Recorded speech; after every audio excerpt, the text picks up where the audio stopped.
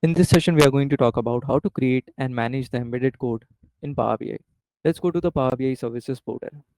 So let's say that I have a report that I want to share it with a user, and basically I don't want to share it directly.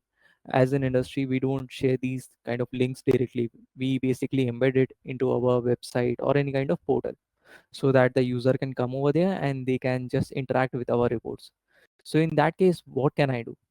So first of all, I have to go to the workspace where my Power BI report is there.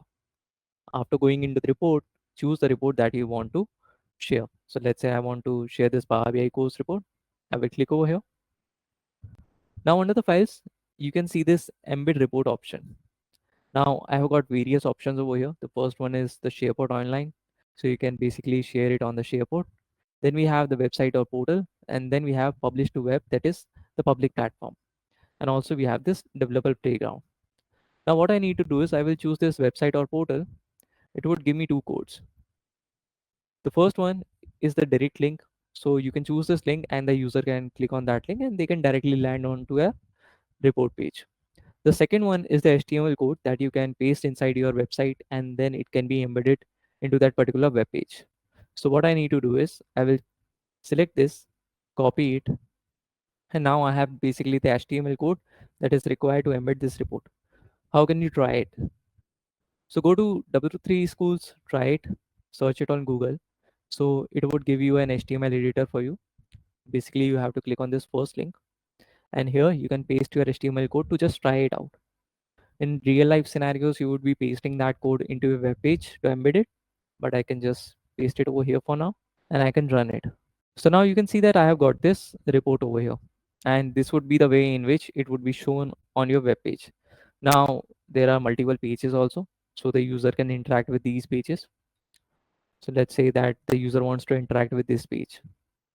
They can select this filter and you can see the changes are being applied. Also the cross filtering is working over here. So if you look closely, all these things are changing whenever I make to change. Sorry, I'll repeat. So you can see these all things are changing whenever I make changes to any one of these. So this is how the user would be able to interact with your report. Coming back again to the Power BI services, if you go to the file option and then we have this next option, publish to web.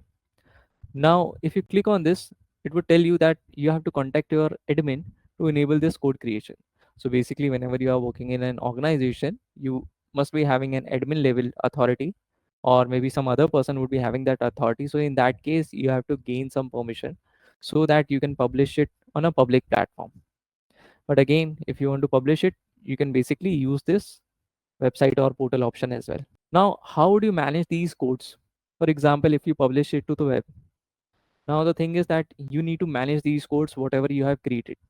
So in that case, you go to settings over here, and over here I'm having this option of manage embed codes.